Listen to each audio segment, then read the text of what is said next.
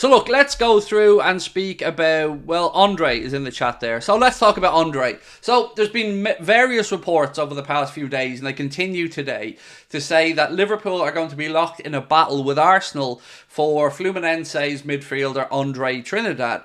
Now, what I found most interesting over the past 24 hours is that we've started to see a figure being mentioned. So all along we were thinking 30 million euro, and that was the number that was mentioned numerous times throughout the summer if Liverpool waited for the January transfer window. Now, the number being mentioned at the moment, I don't know if it's because another club has come to the table, if they're trying to start maybe a bit of a battle for his signature and jack the price up, but the number I've seen mentioned over the past 24 hours is £35 million, which I guess is about 43 million euro, something like that.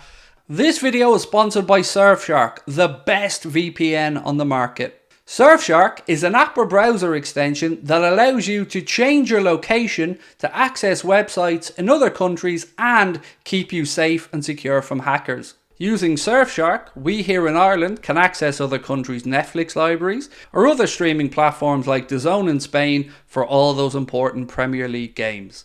Surfshark keeps you safe and private by protecting everything you do online.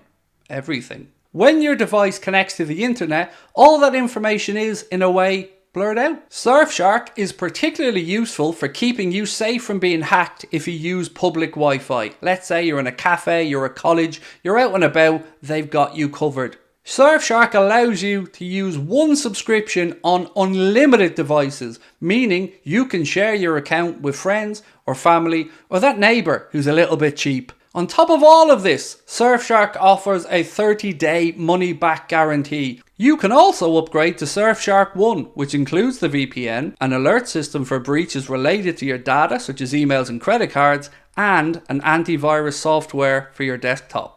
Our sign-up offer gives you Surfshark VPN for a little over €2 a month, and you'll get an additional 3 months free. Simply scan the QR code on screen right now or use the link in the description and enter the code Anfield Agenda at checkout. That's not ludicrous. I mean, it's a jump up. It's a good solid jump from what we were talking about. But I think of it like this.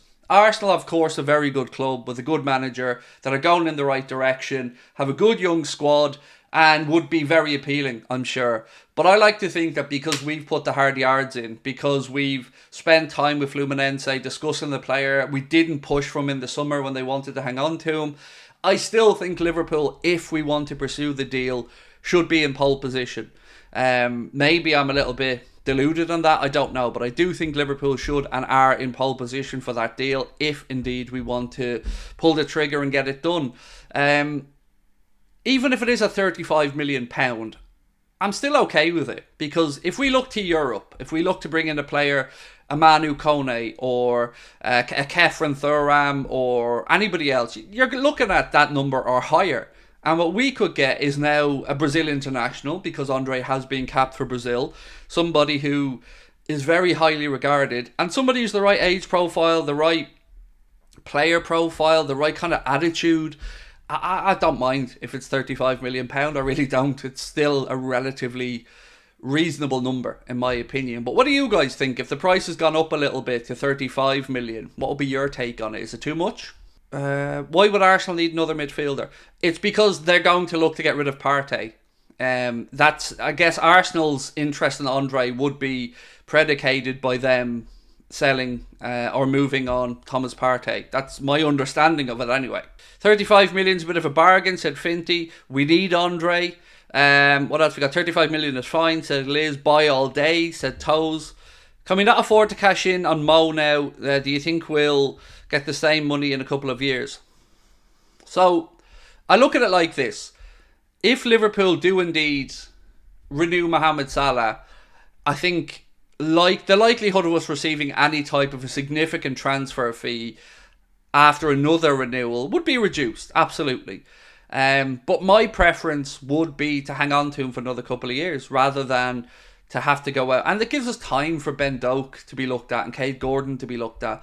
I don't think John W. Henry will give a new contract to Mo. I don't think they'll commit that much money to a player who's going to be, 33 when his contract comes to an end. So with that in mind, I think the likelihood is we sell him in the summer. Don't want it to happen, not my preference, but I think the likelihood is we sell Mo in the summer and we receive a fee, I don't know, let's guess around 100 million quid.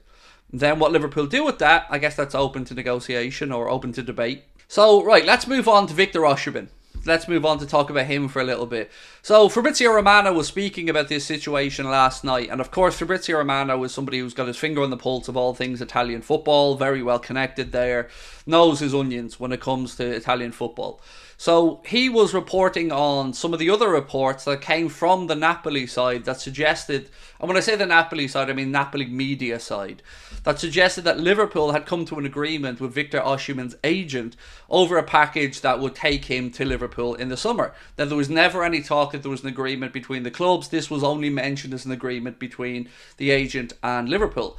Fabrizio Romano last night has said that no such agreement exists, that there is no agreement with anybody, no agreement with Liverpool, no agreement yet to extend. There is a proposal that has been put to Victor Osimhen from Napoli, a proposal that would make him the highest paid player in Napoli history, but as of yet no agreement on him signing that. He did say that Liverpool and many other clubs are obviously keeping an eye on the situation, but, you know, again, I would happily bow to Fabrizio's knowledge here, because he's far better connected to all things Italian football than I would ever be. So maybe we just see how time goes with this one. I mean, I would have liked it. I do like it, but I also understand that he's going to be a player in demand if he's going to leave Napoli. So with that in mind, what do we think about it from your side? Would you take Rice over Andre? God, yeah.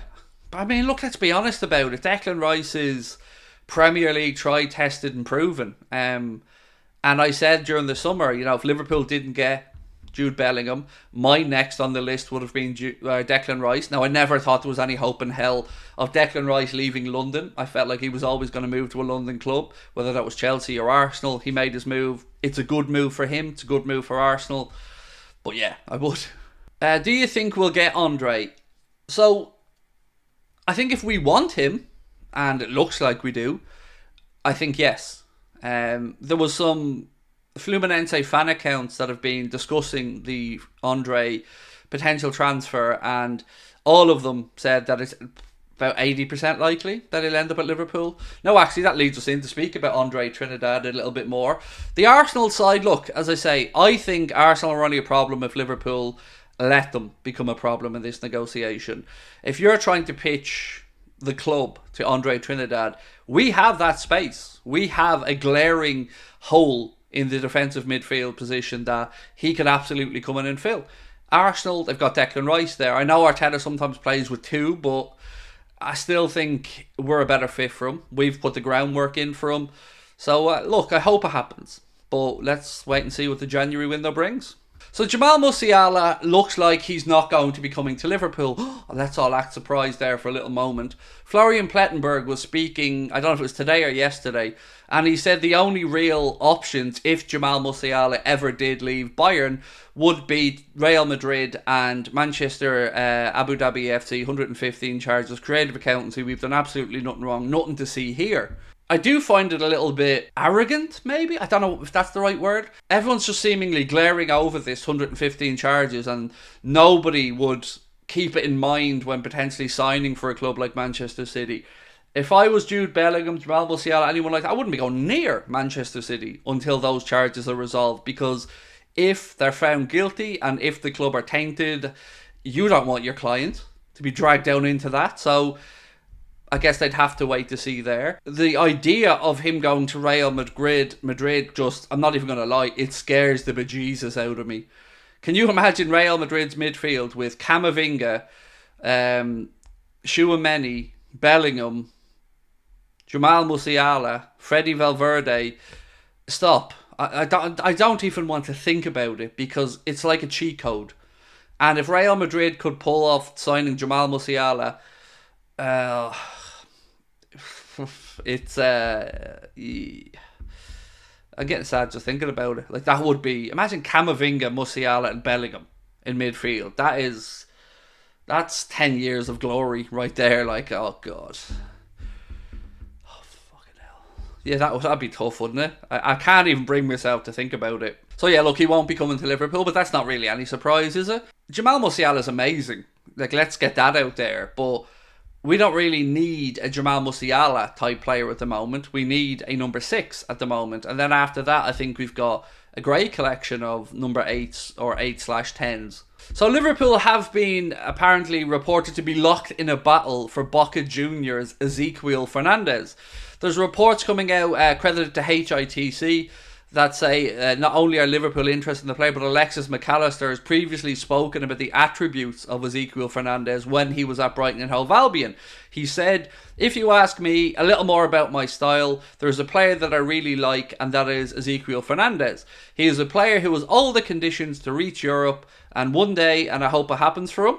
He's a player that I like a lot. He understands the game a lot. He is always prepared to receive the ball. He plays with both feet. He can play as a 5, as an inside player. He is a player who has certain very good conditions."